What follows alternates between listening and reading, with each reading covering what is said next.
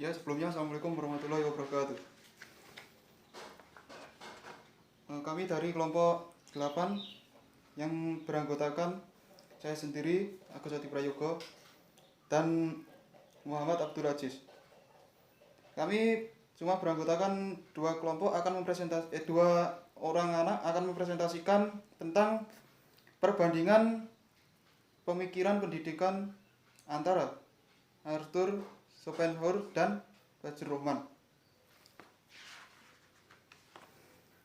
Yang pertama ini tentang Arthur Schopenhauer. Saya akan menyampaikan tentang latar belakang.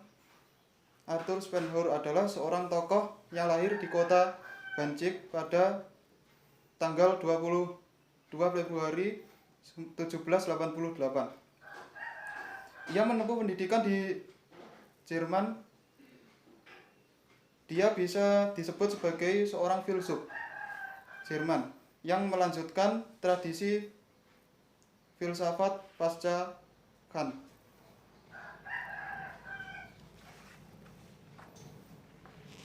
Lalu yang poin selanjutnya adalah beberapa tokoh yang mempengaruhi gagasan Arthur Schopenhauer. Di sini ada beberapa tokoh yang mempengaruhi tentang gagasan-gagasan Arthur Schopenhauer. Yang pertama adalah Plato. Plato ini adalah murid secara memandang realitas sesungguhnya adalah ide dan hal yang partikular, bukanlah realitas melainkan average, dunia yang tampak pada indera yang merupakan imitasi dari dunia ide.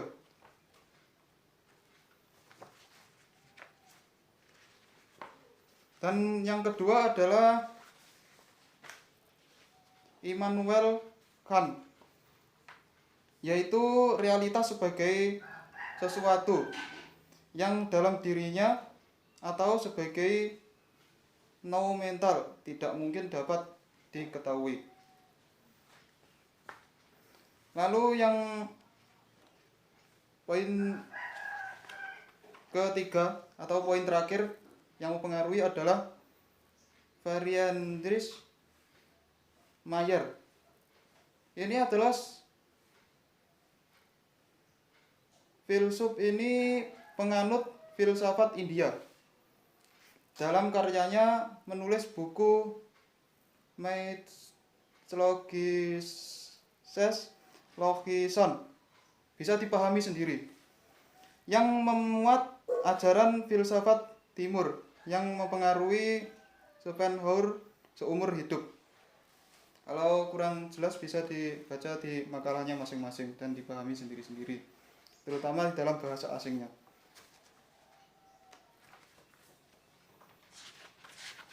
Lalu yang selanjutnya adalah yang poin ke B. Ini gagasan-gagasan Arthur Schopenhauer. Jadi Arthur Schopenhauer itu seorang filsuf yang memiliki gagasan-gagasan. Di antara gagasan tersebut adalah yang pertama adalah pandangan filosofisnya tentang will. Will atau kehendak merupakan sebuah kata kunci yang menjadi fokus pencarian dan penelitian sekaligus sebagai motivasi diri Schopenhauer. Dan yang kedua adalah etika. Teori moralitas Schopenhauer mengusulkan 3 dorongan moralitas utama, yaitu perasaan, senasib, kebencian, egoisme. Lalu perasaan atau senasib ini dalam bahasa Inggrisnya adalah, atau dalam bahasanya Schopenhauer adalah compassion, merupakan ekspresi moral yang utama, sementara kebencian dan egoisme merupakan jalan yang merusak atau buruk. Dasar pemikiran etika bela rasa ini adalah bahwa menurut Schopenhauer, semua makhluk hidup berasal dari satu kehendak yang sama, yakni kehendak purba. Lalu yang poin selanjutnya atau poin keempat adalah gagasan politik dan sosial. Gagasan politik Schopenhauer sebagian besar bentuknya digunakan oleh sistem etikanya. Dan selanjutnya bisa dipahami dan dibaca sendiri-sendiri. Lalu yang selanjutnya adalah tentang karya-karya Arthur Schopenhauer. Yang pertama adalah tentang akar ganda 4 dari alasan yang memadai. Ini ditemukan pada tahun 1813. Dalam buku ini Schopenhauer berpendapat bahwa dunia fenomenal yang kita alami adalah objek bagi subjek, yang artinya dunia fenomenal adalah presentasi atau gambaran-gambaran mental kita. Lalu yang poin kedua adalah dunia sebagai kehendak dan presentasi, yang ditulis ini pada tahun 1814 sampai dengan 1818 dan diterbitkan di tahun 1819. Dalam buku tersebut Schopenhauer mencoba menjelaskan bahwa seluruh kenyataan yang tampak ini presentasi tentangnya atau objek bagi subjek. Lalu yang terakhir adalah poin terakhir, ini tentang dunia sebagai kehendak dan ide. Ini ditemukan pada tahun 1835. Diawali dengan penilaian tentang hakikat dan batas-batas pemahaman, tetapi tidak dengan kenyataan yang dogmatis tentang prinsip-prinsip metafisika. Seperti itu tentang Arthur Schopenhauer. Lalu itu dari saya. Dan yang poin selanjutnya adalah Fazlur Rahman. Ini akan dilanjutkan oleh anggota kelompok saya yang selanjutnya. Kepada yang bertugas, mohon dipersilahkan.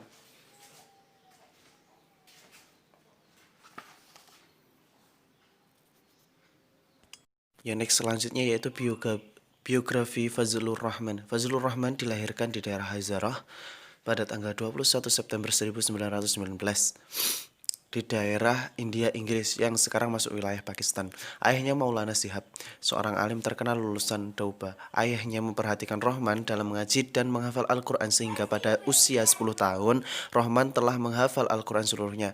Pendidikan dalam keluarganya benar-benar efektif dalam membentuk watak dan kepribadiannya untuk dapat menghadapi kehidupan nyata. Menurut Rahman, ada beberapa faktor yang mempengaruhi karakter dan kedalaman keagamannya. Di antara faktor-faktor tersebut, yang terpenting adalah ketekunan ayahnya yang mengajarkannya agama kepadanya di rumah dengan disiplin tinggi sehingga dia mampu menghadapi berbagai macam peradaban dan tantangan dalam modern. Di samping pengajaran dari ibunya terutama tentang kejujuran, kasih sayang, serta ketulusan dari hatinya.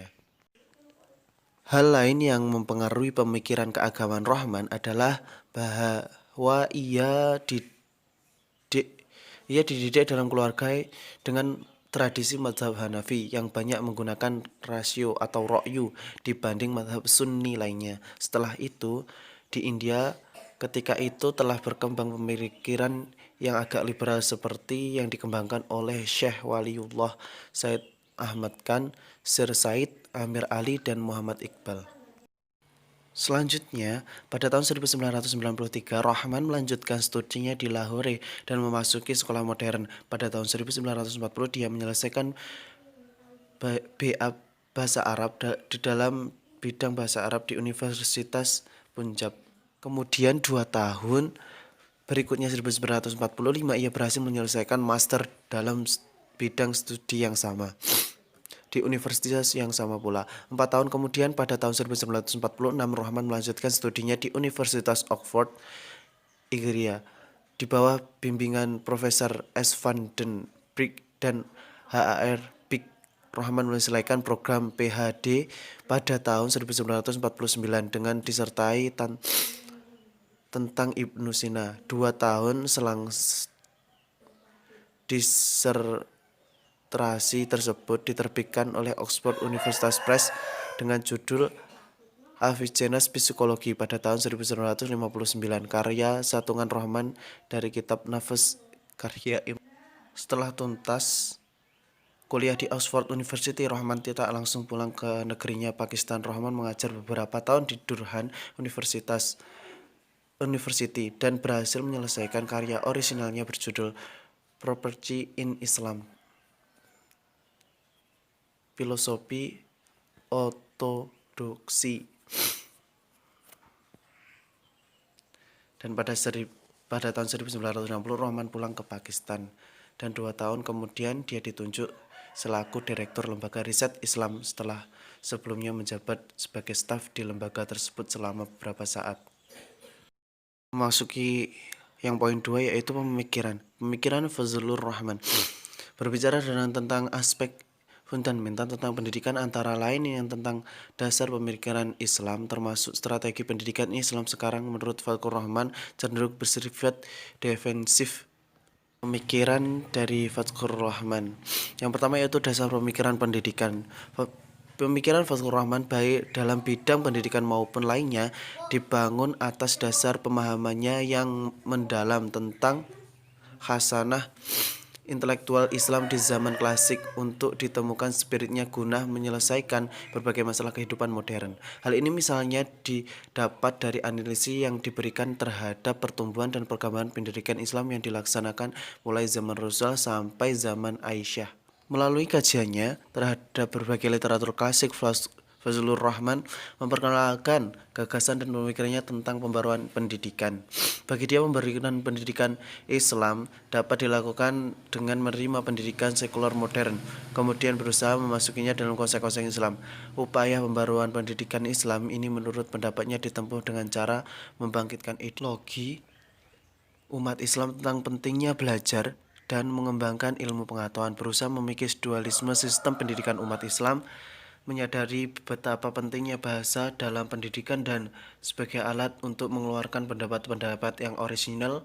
Pembaruan di bidang metode pendidikan Islam yaitu beralihnya dari metode berulang-ulang dan menghafal pembelajaran ke metode memahami dan menganalisis. Yang kedua yaitu pendidikan menurut Fazlur Rahman. Pendidikan dapat mencakup 2 pengertian besar yaitu pendidikan dalam pengertian praktis dan yang kedua pendidikan Islam dalam artian intelektualisme. Pendidikan dalam pengertian praktis yaitu pendidikan yang dilaksanakan di dunia Islam seperti yang dilaksanakan di Pakistan, Mesir, Sudan, Saudi, Iran, Turki, Maroko, dan sebagainya, mulai dari pendidikan dasar hingga perguruan tinggi. Dalam konteks Indonesia, meliputi pendidikan di pesantren, madrasah, dan di perguruan tinggi Islam. Bahkan dapat juga mencakup pendidikan agama Islam di sekolah mulai dari tingkat dasar sampai dengan lanjut atas, serta pendidikan agama Islam di perguruan tinggi umum. Pendidikan Islam dalam artian intelektualisme Islam seperti diselenggarakan di perguruan tinggi. Selain itu, pendidikan Islam menurut Fazlur Rahman dapat juga dipahami sebagai proses untuk menghasilkan manusia kreatif yang padanya terkumpul sifat-sifat seperti krisis, kreatif, dinamis, inovatif, progresif, adil, jujur, dan sebagainya. Lulusan atau ilmu yang dapat dihasilkan pendidikan yang demikian itu diharapkan dapat memberikan alternatif solusi dan problem-problem yang dialami manusia di muka bumi. Tujuan pendidikan menurut Fazlur Rahman yaitu poin ketiga.